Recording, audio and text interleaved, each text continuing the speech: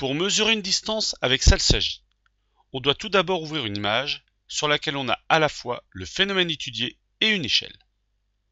Ensuite, pour avoir un maximum de précision, il faut agrandir l'image au maximum à l'aide de l'outil Loupe qui est dans la barre des tâches. Pour agrandir, on clique sur l'image à l'aide du clic gauche.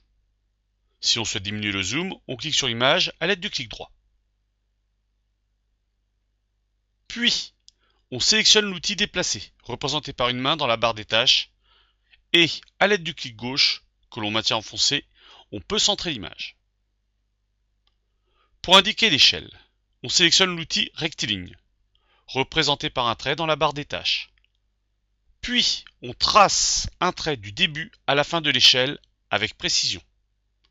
Ensuite, on sélectionne Analyse, puis indiquer l'échelle. On inscrit la valeur de l'échelle en centimètres dans distance réelle, puis on n'oublie pas de cocher la case globale. Enfin, pour mesurer ici la distance de la tâche centrale, on trace un trait à l'aide de l'outil rectiligne.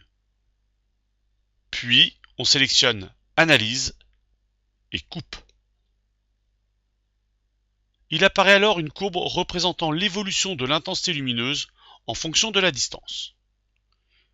Il suffit alors de lire les abscisses où l'intensité lumineuse est minimale de chaque côté de la tâche centrale.